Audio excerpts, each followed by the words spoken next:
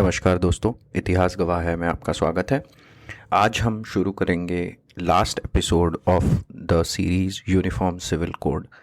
Last episode में हमने constitutional aspect of uniform civil code को समझा। हमने समझा कि जो ऑपोजिशन में खड़े हैं वो किन आर्टिकल्स का सहारा लेकर खड़े हैं, जो सपोर्ट कर रहे हैं वो किन आर्टिकल्स का सहारा ले रहे हैं, और फिर हमने थोड़ा इंट्रिकेसीज में गए इन आर्टिकल्स की और समझा कि what are some of the valid positions related to these articles. हमने एक बहुत ही इम्पॉर्टेंट सुप्रीम कोर्ट जजमेंट देखा जो हमने कहा कि जिसने इस कॉन्वर्सेशन को बहुत समय के लिए बंद कर दिया, because supreme courts interpretation of article 13 and article 13(1) and 2 का जो क्लॉज था, उसमें जो वो कस्टम्स की जो बात थी, प्री कॉन्स्टिट्यूशनल और पोस्ट कॉन्स्टिट्यूशनल लॉ वाला जो हमने एक पेचीदा इंटरप्रिटेशन जो समझा था, वहाँ से हमने कहा कि थोड़ा सा इसके ऊपर ये कॉन्वर्सेशन वहीं पर बंद हो गई कि can we question the personal laws of a particular religion and can court do that. And ये एक बहुत बड़ा सवाल पूछा गया। ना इस पे किसी ने ऑपोजिशन लिया, ना किसी ने इस पे कोई पेटिशन लगाया, और फिर 20-30 सालों तक ये बात प्रीटी मच वही रही। बट शुरू करने से पहले आज का जो एपिसोड है हम फोकस करेंगे सम इम्पॉर्टेंट जजमेंट्स पे, और फाइनली वी विल कंक्लूड। तो हो सकता है ये एपिसोड थोड़ा सा लंबा हो जाए। शुरू करने से पहले बस मैं एक ही बात आपको बताना चाहता हूँ कि सोशल साइंस का उद्देश्य मेरे हिसाब से एक जो होता है वो ये होता है कि आप सारे तरीके से एक आइडिया को समझें और एक आइडिया पर फोकस करें, ना कि ना कि ये कि मुझे किस साइड पर जाना है। देखिए, आप अगर सारे साइड्स अच्छे से समझेंगे तो आपको कोर आइडिया जो बार बार समझ में आएगा वो ये है कि एक सर्टन अमाउंट ऑफ डिस्क्रिमिनेशन है due to certain personal laws in some situations that we need to address, and those kind of discrimination have existed, and उन डिस्क्रिमिनेशन को हटाकर जो हमारी डाइवर्स वैल्यू है उनको सेंटर में रख के चीज़ें निर्धारित होनी चाहिए, बनाई जानी चाहिए। पहली बात तो ये। दूसरी बात यह है कि इस सीरीज़ को करने का उद्देश्य ये नहीं है कि मैं आपको किसी एक स्पेसिफिक व्यू पॉइंट पे कन्विंस करूँ। ये मेरा बिल्कुल ही उद्देश्य नहीं है। इनफैक्ट मुझे ऐसा लगता है कि आप कोई भी विचारधारा वाले हों, सोशल साइंस में आपके लिए जगह है, उस डिबेट में हर एक विचार के लिए जगह है, और इसलिए मेरे हिसाब से अगर हम अलग अलग डायरेक्शन से उस विचार को समझें तो हमें अपना एक पर्सपेक्टिव फॉर्म करने में मदद होती है। हम सब इंडिपेंडेंट है अपने इतने विचार बनाने के लिए। तो definitely like the idea is not to take this side और that side, but more to explore all sides and understand them. तो चलिए फिर आज शुरू करते हैं। तो सबसे पहले हम लोग आज समझेंगे important cases and judgements related to uniform civil code में शाहबानो का मामला। और ये इंदौर शहर का ही से मामला आया था। शाहबानो जो हैं उनकी शादी 16 साल की उम्र में मोहम्मद अहमद खान से होती है। Almost after 40 years of living together, around 1975, Mohammad Ahmad Khan जो खुद एक खुद एक लॉयर है, वेल नोन लॉयर है, वो ट्रिपल तलाक शाहबानो को देते हैं। कहते हैं 1975 ऑनवर्ड्स वो अलग रहे। 1978 में जो 200 रुपीज़ की एक राशि थी जो मेंटेनेंस के लिए वो देते थे, जो अमाउंट, वो भी मिलना बंद हो जाता है। तो जो शाहबानो है वो शी अप्रोचेज लोअर कोर्ट और अंडर CRPC 125 इन 1978। और CRPC 125 में कहना ये पड़ता है कि if a person is having sufficient means neglects और refuses to maintain wife, children और पेरेंट्स, तब उसे कोर्ट द्वारा बताया गया अमाउंट देना होगा। एंड द लोअर कोर्ट अदालत शाहबानो के फेवर में डिसीजन देती है और कहती है कि इद्दत और मेहर का पूरा अमाउंट मिलाकर अराउंड 5400 मोहम्मद अहमद खान शाहबानो को देंगे, और हर महीने 25 रुपए की राशि भी देनी होगी, ऐसा कहा लोअर कोर्ट ने। इसके लाइक इसके इसको मतलब इस डिसीजन को लेकर अहमद खान हाई कोर्ट पहुंचते हैं और वहाँ पर भी हाई कोर्ट इन 1980 कहते हैं कि वो 5,400 तो देना ही होगा और हर महीने देने वाली राशि को 25 रुपये से बढ़ा के 179 रुपये निर्धारित कर देते हैं। तो again high court also favours in rules in favour of Shah Bano. फिर 1981 में ये मामला सुप्रीम कोर्ट पहुंच जाता है एंड अराउंड 23 अप्रैल 1985 एक कॉन्स्टिट्यूशनल बेंच जिसमें वाई चंद्रचूड़ उस समय के जो चीफ जस्टिस हैं वो रहते हैं and he dismisses the appeal by Mohammad Ahmad Khan and confirms the constitutional bench confirms the judgment of the high court and says कि 179 रुपये के साथ साथ 10,000 रुपये अब देने होंगे। और इसी जजमेंट में वापस से यूसीसी यूनिफॉर्म सिविल कोड की पे विचार करने की रिकमेंडेशन फिर से रखी जाती है। तो हम फिर से देख रहे हैं करीब 30 साल के अंतराल के बाद कोर्ट ने ये एक बहुत बड़ा लैंडमार्क डिसीजन था और ऐसा दिया। और इससे जैसे हमें पता है बहुत ज़्यादा पब्लिक सेंटिमेंट अटैच था। सो एक जो all India Muslim personal law board एक फॉर्म हुई थी 1972 में, दे open a Morcha against this supreme court decision. अब देखिए 1984 तक आते आते हालात, पॉलिटिकल सिचुएशन देखिए क्या है, राइट। पॉलिटिकल सिचुएशन ये है कि Indira Gandhi's passing away leads to very sensitive situation और the Sikh riots and उसके कारण से situation बहुत sensitive वैसे भी है। 1984 में जब Rajiv Gandhi he like Congress wins the election and gets like 411 seats which later become 414 seats, तो अब राजीव गांधी एक बहुत ही इनएक्सपीरियंस्ड प्राइम मिनिस्टर है और उन्हें यह समझ में नहीं आ रहा है कि इस सिचुएशन से कैसे डील करें। और उनके जो सलाहकार हैं, उनका जो मंत्रिमंडल है, वो खुद ही इस बात पे डिवाइडेड है। किस बात पे कि ये जो रूल, जो सुप्रीम कोर्ट की जो एक रूलिंग आई है और जो all India Muslim personal law board ने जो मोर्चा खोल दिया है, इस पे वेयर वुड दे लीन, किस तरफ लीन करेंगे। तो जैसे ज़िया उर रहमान अंसारी हैं, वो कम्प्लीटली अगेंस्ट हैं ये रूलिंग के और उनको बहुत ज़्यादा रिजर्वेशन है। फिर एमजे अकबर हैं, ही इज़ थिंकिंग कि अभी सिख राइट्स हुए हैं, सिचुएशन थोड़ी गंभीर है, थोड़ी नाजुक है, तो पर्सनल लॉ बोर्ड जो है उनको हमें सपोर्ट करना चाहिए। And then you have Arif Mohammad Khan who later who is completely with Supreme Court judgment, who later resigns from Congress and joins BJP और आज के जो केरला के करंट गवर्नर हैं ये वही आरिफ मोहम्मद खान हैं और he is not in support of government doing something against the Supreme Court ruling. So आप देख सकते हैं कि within the government people are extremely divided, but ultimately people supporting the All India Muslim Personal Law Board kind of win it, you know, and they make government pass in 1986 Muslim women protection of rights on divorce. देखिए आपने देख रहे हैं ना आपने कि ये नाम कैसा रखा है, Muslim women protection of rights on divorce. आप जब समझेंगे तो आप समझेंगे कि ये नाम कुछ और है और इसका काम कुछ और है ना। तो क्या है ये protection of rights on divorce? तो इसमें कहा गया है कि जो सीआरपीसी की 125 धारा है वो मुस्लिम पर्सनल लॉज पे अप्लाई नहीं होगी, ठीक है। ये एक एक्ट लेता है थ्रू गवर्नमेंट एंड देन ये पास होता है through government and only on mutual consent ये तलाक होगा, है ना। तो ये फिर से यही हुआ है यहाँ पर कि बोला गया है mutual consent, but again we have to understand how and what that mutual consent look like. और फिर डिवोर्स के बाद पति की जिम्मेदारी सिर्फ इद्दत तक रहेगी और अगर बच्चे छोटे हैं 2 साल के तो जिम्मेदारी उसके आगे तक रहेगी, बट इद्दत के ड्यूरेशन तक रहेगी और एक फेयर एंड रीजनेबल अमाउंट पति देगा ड्यूरिंग दैट ड्यूरेशन।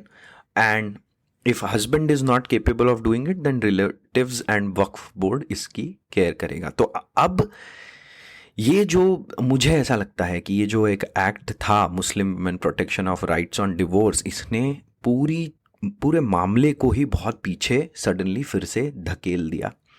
ठीक है, और यहाँ पर ही मैं एक बात कहना चाहता हूँ कि सारी political parties are thinking about only in two ways, right.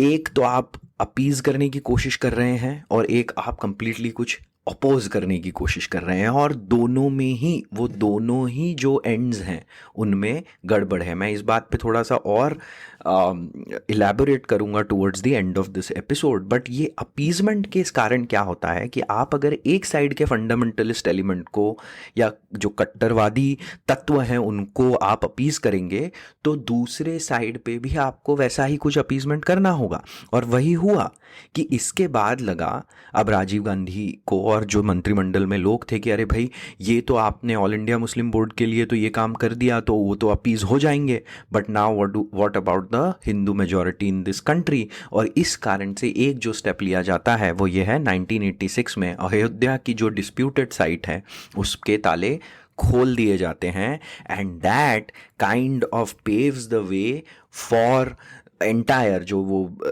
रथ यात्रा होती है, जो राम जन्मभूमि आंदोलन होता है, क्योंकि बीजेपी को उस समय कोई ऐसा मुद्दा नहीं मिल रहा होता है, और this gives them a huge opportunity to make the come back. और ये आप खुद देखिए, जो एक डिसीजन लिया पहला, तो एक जो गड़बड़ करी उसको ठीक करने के लिए आपने कुछ और ऐसी गड़बड़ कर दी जिसके कारण से और आगे मामला पेचीदा, कॉम्प्लिकेटेड और गड़बड़ा जाएगा, और जिसके बहुत सारे डिफरेंट कॉन्सिक्वेंसेस होंगे।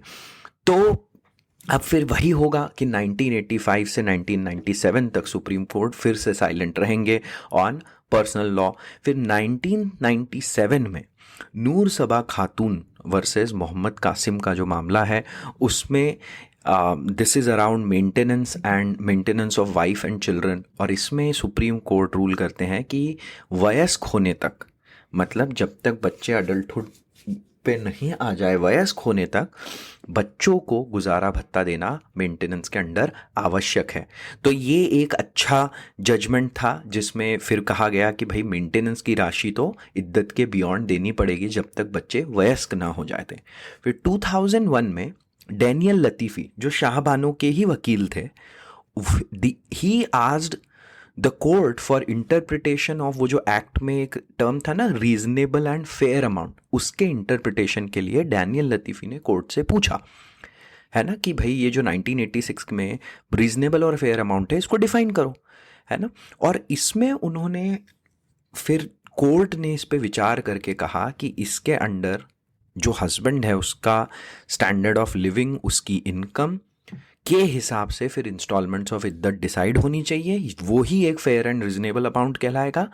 और मेंटेनेंस के मामलों में इस तरीके से शाहबानो केस ने जो पीछे धकेल दिया था, जो मैंने कहा था सारा मामला, उसमें काफ़ी कुछ इम्प्रूवमेंट इस जजमेंट के बाद, इस इंटरप्रिटेशन के बाद of reasonable and fair amount काफ़ी इम्प्रूवमेंट हो गया मेंटेनेंस के मामले में। जे हमको समझना है कि उस एक्ट में मेंटेनेंस भी कहा गया था कि इद्दत तक ही होना चाहिए, बट ये जजमेंट ने कह दिया कि वो जो रीजनेबल एंड फेयर अमाउंट है उसका डिसीजन स्टैंडर्ड ऑफ लिविंग और हस्बैंड की इनकम के हिसाब से होना चाहिए। सो इट काइंड ऑफ जैसे घाव पे थोड़ा मरहम लग गया। अब आते हैं हम डिवोर्स वाले मामले में। तो 2003 में छोटू पठान का एक मामला होता है जिसमें बॉम्बे हाई कोर्ट ये कहता है कि देखो ये 3 तलाक जो है ये राइट रीजंस के लिए होना चाहिए अगर हो रहा है, और इसका डॉक्यूमेंट्री एविडेंस कोर्ट रिव्यू कर सकता है, and judiciary can assess the efforts कि आपने कितने एफर्ट डाले हैं कि तलाक ना हो, है ना। तो इसके एविडेंस देने होंगे, और इससे एक फिर से काफ़ी अच्छा डिसीजन हो गया कि ये सिर्फ आप जब मन चाहे पोस्ट से ऐसे वैसे नहीं दे सकते, इसके लिए आपको अच्छे तरीके से रीजंस होने चाहिए, दिखना चाहिए कि आपने एफर्ट्स डाले हैं टू कि मामला बात करके सुलझा लेने के लिए एफर्ट्स डाले हैं। फिर 2015 का शायरा बानो केस अब समझते हैं, जिसमें अगेन शायरा बानो एक उत्तराखंड का केस है ये, जिसमें हस्बैंड 3 तलाक स्पीड पोस्ट में लिख के भेज देता है, एंड उसके again Shayara Bano puts a writ petition in Supreme Court basis article 32 जिसमें वो 3 तलाक, निकाह हलाला जो हमने पिछले एपिसोड्स में समझा हुआ है, और पॉलीगामी, तीनों के अगेंस्ट क्वेश्चन पूछती है। और इस मामले में एक और जो डॉक्ट्रिन ऑफ एसेंशियलिटी है कि ये जो 3 तलाक का मामला है या जो निकाह हलाला का मामला है, ये असेंशियल पार्ट है कि नहीं, ये भी एक क्वेश्चन आता है। और इसकी एक 5 जज बेंच फॉर्म होती है, एंड उसमें सारे 5 अलग अलग धर्मों से, सिख धर्म, मुस्लिम, पारसी, क्रिश्चियन, हिंदू, ऐसी एक जजेस की बेंच बनाई जाती है। जो हमारे चीफ जस्टिस थे है 44 चीफ जस्टिस हैं, जे एस खेहर, वो भी इसका हिस्सा रहते हैं। एंड 3-2 के फेवर में the bench rules that triple तलाक इज असंवैधानिक, इट्स अनकॉन्स्टिट्यूशनल। एंड जो 2 लोग इसमें ऑपोजिशन में रहते हैं वो भी यही कह रहे होते हैं कि मतलब ये प्रथा को हटाना, संसद को इस पे कदम उठाने चाहिए। पर फिर भी 3-2 के से ये जजमेंट सुप्रीम कोर्ट देता है 2017 में।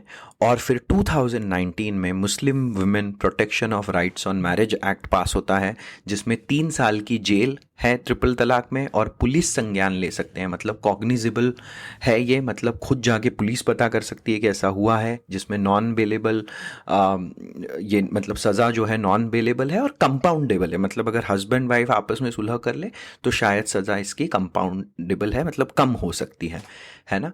और ये एक काफ़ी, मुझे लगता है कि अच्छा डिसीजन। पहले तो शायरा बानो केस में 3-2 से जो बेंच है उसने जो डिसीजन दिया वो, और बाद में फिर Muslim women protection of right on marriage act जो 2019 का है। इससे काफ़ी कुछ जो हम मैरिज एंड डिवोर्स रिलेटेड बातें कर रहे थे उसका एक, मतलब उसमें आपने काफ़ी डिस्क्रिमिनेशन हटाने के लिए कोशिश की है। सिमिलरली मेंटेनेंस में हमने देखा डैनियल लतीफ़ी ने जब इंटरप्रिटेशन पूछा उससे भी काफ़ी हेल्प हो गई। एंड देन 2018 में समीना बेगम की एक पिटिशन होती है again to quash the practice of nikah halala and polygamy, and declare section 2 of Muslim personal law Shariat application unconstitutional to the extent of its validation of polygamy and nikah halala। मतलब ये जो personal law का जो section 2 है उसमें जहाँ जहाँ निकाह हलाला और पॉलीगामी वाला पार्ट है उसको अनकॉन्स्टिट्यूशनल करार दिया जाए और हटाया जाए, है ना। और अब देखिए इसमें एक जो हमको समझना है, ये भी समझना है कि अगर ट्रिपल तलाक, डॉक्ट्रिन ऑफ एसेंशियलिटी जिस हमने बात की थी लास्ट एपिसोड में, हमको ये भी समझना है कि अगर ट्रिपल तलाक वाज एसेंशियल, सो जितनी भी बाकी मुस्लिम कंट्रीज़ हैं उसमें भी ये प्रैक्टिस, अगर it was essential to the religion in this way, तो बाकी कंट्रीज़ में भी इस तरीके की प्रैक्टिस होंगी। बट इवन अफ़गानिस्तान जैसे देश में अब निकाह हलाला और जो ट्रिपल तलाक है इन प्रैक्टिसेस पे लॉज अलग हो गए हैं और चेंज कर दिए गए हैं। तो ये बार बार हमको बात समझनी चाहिए कि किस तरीके की चीज़ें, अगर कोई सोशल कुरीति है, कोई सामाजिक कुरीति है, तो उसे हटाना ज़रूरी है टू रिमूव द डिस्क्रिमिनेशन। अब आते हैं हम अडॉप्शन के मामले में। Shabana Hashmi versus union of India एक केस हुआ था जिसमें शबाना हाशमी नाम की महिला ने 1 साल की एक बच्ची को अडॉप्ट किया था 2005 में। और now adoption in all the other religion has now been protected by Juvenile Justice Care and Protection of Children Act of 2000। और इसमें आप त्यक्त, अनाथ और सरेंडर्ड बच्चों के अडॉप्शन को पूरा अच्छे से परिभाषित किया गया है। 2006 में इस पे और इलेबोरेट किया गया था। And bench that gave this, इस मामले में जो डिसीजन आया था, उस बेंच ने कहा था कि adoption as a fundamental right, the bench called it was permitted that any person irrespective of religion can adopt a child under juvenile justice care and protection of children act. तो देखिए मेरा कहने का मतलब ये है कि through different decisions of court, through one act, through some of the interpretation that courts have done, मेरे हिसाब से लगभग बहुत सारे जो बातें हैं इन डिस्क्रिमिनेशन को ऑलरेडी एड्रेस कर दिया गया है। हमने मेंटेनेंस का समझा, हमने समझा मैरिज एंड डिवोर्स से रिलेटेड ये बातें, और हमने अडॉप्शन भी अभी डिस्कस कर लिया। ठीक है, अब हम आते हैं समरी पे। अब देखिए, समरी से पहले दो चीजें मैं कहना चाहता हूं। पहली बात, जो लोग इसको बहुत बुरे तरीके से अपोज करते हैं, वो कुछ उनमें से, देखिए मुझे ऐसा लगता है जो एक्सट्रीम बोलने वाले जो लोग होते हैं ये दोनों तरफ हैं। मतलब आप कोई भी एक ग्रुप उठाइए, वहाँ पे आपको कुछ लोग ऐसे मिल जाएंगे जो बहुत एक्सट्रीम कहते हैं, जो बहुत एक्सट्रीम बातें करेंगे, जो डराने की कोशिश करेंगे। तो एक ऐसा ही मुझे लगता है, मैंने जितने काफ़ी लोगों से जब बात करता हूँ तो मुझे लगता है कि there are a set of people who think कि ये जो यूनिफॉर्म सिविल कोड लाना है ये कोई आरएसएस, राष्ट्रीय स्वयंसेवक संघ का एजेंडा है, और उससे रिलेटेड ऐसे जो तत्व हैं वो देश को होमोजेनाइज करने की बात करते हैं। ठीक है, कि कहने वाले तो इनफैक्ट यहाँ तक कहते हैं कि Hindu practices will be imposed on other communities, है ना, ये भी कहा जाता है, और इसी डर के अंडर में ऐसा बोला जाता है। ये बिल्कुल सरासर गलत है, मिसलीडिंग है। इस पे इनफैक्ट अच्छे आर्टिकल्स हैं जो आप पढ़ सकते हैं, ऐसी बात नहीं है ना। पहली बात तो ये है कि यूसीसी जो है, यूनिफॉर्म सिविल कोड है, वो micro issues like rituals, local customs, community traditions, आपके जो रिलीजियस ट्रेडिशंस हैं, इन पे नहीं है, इन पे कोई उसमें ऐसा नहीं कहा गया है कि आपके ट्रेडिशंस बदल दिए जाएंगे या आपको एक ही तरीके से कुछ करना होगा, ऐसा बिल्कुल नहीं है। मुझे बार बार, आप मीनिंग जब इसका सही से समझेंगे यूसीसी का, तो आपको क्लैरिटी आएगी। इसका मीनिंग ये नहीं है कि लोगों के ट्रेडिशन, लोगों के रिचुअल्स, लोगों के कस्टम्स बदलने की ये मुहिम है, जी नहीं। दूसरा, it is about laws that govern marriage, succession, maintenance and adoption. Civil मामलों में ये लगाया जाएगा ताकि इन लॉज के प्रोटेक्शन इररिस्पेक्टिव ऑफ धर्म, जाति, जेंडर, रीजन, सबको मिले। बस ये, अगर आप डिस्क्रिमिनेशन हटाना है, डाइवर्सिटी को प्रिजर्व करना है, ये आइडिया है। और ये जो आरएसएस वाली बात है कि आरएसएस के कोई लोग कहना चाहते हैं, तो मैं आपको एक रेफरेंस देना चाहता हूँ। जो एमएस गोलवलकर थे, जो आरएसएस पैंथियन में जिनका एक बहुत बड़ी जगह है, उनका एक इंटरव्यू है 1972 का। उसमें वो एक बहुत ही अच्छी बात कहते हैं जो मैं आपको पढ़ के सुनाना चाहता हूँ। The real problem is that there is a lack of feeling of brotherhood between Hindus and Muslims, so much so that even those who call themselves secular, ये बहुत ध्यान से सुनिएगा, so much so that even those who call themselves secular base all their considerations on the belief that the Muslims are a separate community, है ना। तो वो क्या कह रहे हैं कि जो सेक्युलर बुलाते हैं अपने आप को, वो भी इस बिलीफ से ड्रिवन है कि जो मुस्लिम्स हैं हमारी कंट्री में, वो कोई एक अलग ही कम्युनिटी है ना, तो उसे अलग ही कोई ट्रीटमेंट मिलना चाहिए। They have definitely adopted a policy of appeasement to capture the Muslim vote bank. Those who are oppose to this policy of appeasement, तो दो साइड्स हैं, एक अपीज करने वाली पॉलिसी पे अपनाना चाहते हैं, और दूसरी है वो कह रहे हैं कि ये पॉलिसी ऑफ अपीजमेंट नहीं होना चाहिए, who believe that Muslim are a separate community but they wish that Muslims separate identity be erased and they be subsumed within the uniform community. तो दूसरा साइड क्या है, एक कह रहा है कि जो सेक्युलर साइड अपने आप को कह रहा है वो अपीजमेंट वाली पॉलिसी कर रहा है, जो दूसरा साइड है जो कह रहा है अपीजमेंट मत करो, वो क्या कह रहा है कि इन सब को, इनकी सारी सेपरेट आइडेंटिटी, इस कम्युनिटी की सेपरेट आइडेंटिटी को हटा के इसको सबस्यूम कर दो यूनिफॉर्मिटी में। ये दोनों ही दो एक्सट्रीम है। मतलब क्या है कि there is no basic difference between those who favour appeasement and those who favour इस तरीके की यूनिफॉर्मिटी। किस तरीके की यूनिफॉर्मिटी? कि इनको हम होमोजेनिटी कर दें। और यही मैंने आपको बार बार समझाया कि होमोजेनस नहीं करना है। यूनिफॉर्म सिविल कोड का मतलब होमोजेनिटी बिल्कुल नहीं है, उसका मतलब अपीजमेंट भी नहीं है। हम इन दोनों एक्सट्रीम पे अगर जाएंगे तो ये गड़बड़ है। तो फिर से मैं ये कह देना चाहता हूँ कि जो लोग ये कह रहे हैं कि अरे ये आरएसएस का एजेंडा है, ऐसा ऐसा है, मुझे लग रहा है वो भी इसमें मिसलीडिंग पॉइंट ऑफ व्यू बना रहे हैं, तो उनसे भी थोड़ा दूर रहिए। दूसरा एक ग्रुप है जो कह रहा है कि अरे भाई 21st लॉ कमीशन में हेडेड बाय बलबीर सिंह चौहान, उन्होंने 21st लॉ कमीशन का एक आप जब रिपोर्ट थोड़ा सा पढ़ेंगे तो आप में उसमें दिया हुआ है कि formation of UCC is neither desirable nor necessary at this stage. तो ये काफ़ी लोग बोलते रहते हैं कि अरे लॉ कमीशन ने ऐसा कहा, लॉ कमीशन ने ऐसा कहा। तो लॉ कमीशन ने थोड़ा उसके आगे भी और कहा है, उसमें उन्होंने ये कहा है कि rather than enacting UCC, family laws of every religion must be reform to make gender just. देखिए ये भी वही कह रहे हैं। देखिए आप ये समझिए कि यूसीसी लाना न लाना से ज़्यादा हम पे को इस बात पे ध्यान देना चाहिए कि उसका उद्देश्य क्या है लाने का, क्या हटाना चाहते हैं, क्या प्रिजर्व करना चाहते हैं, क्या लिखा होगा उस बिल में, उस पे एक डिबेट होनी चाहिए। मैं जो कह रहा हूं या आप जो सोच रहे हैं या आप जो सुन रहे हैं, वो बहुत सारे अलग अलग व्यूज़ हैं और इस पे भी डिबेट होना ज़रूरी है ताकि हम सब लोग एक एजुकेटेड डिसीजन ले पाए एज अ कंट्री।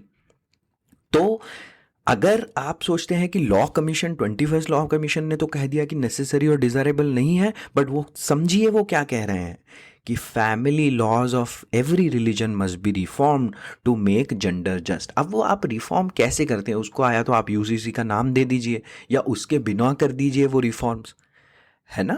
तो वो रिफॉर्म पे फोकस लाना ज़रूरी है, उसके इंटरप्रिटेशन, ऐसे इंटरप्रिटेशन जिससे लड़ाई झगड़ा, जिससे एंगर आए एक दूसरे के प्रति, मुझे लगता है ऐसे इंटरप्रिटेशन से थोड़ा सा दूर रह के एक ऐसा इंटरप्रिटेशन ज़रूरी है जिसमें हम ये सारे राइट्स सबको एक्सटेंड कर सके विदाउट एनी डिस्क्रिमिनेशन। इसमें फिर आगे भी कहा गया है uniformity of rights not laws, है ना। तो राइट्स की यूनिफॉर्मिटी लानी है और लॉ के माध्यम से लानी है, ये बहुत समझना ज़रूरी है। Cultural diversity can not be compromise to an extent that our urge for uniform itself becomes a threat to the territorial integrity of the country. ये बात उस रिपोर्ट में कही गई है और यही हमको समझना है कि हमको कल्चरल डाइवर्सिटी को कॉम्प्रोमाइज़ नहीं करना है, हमको जेंडर जस्ट बनाना है, हमको नॉन डिस्क्रिमिनेटरी बनाना है इन फैमिली लॉस को,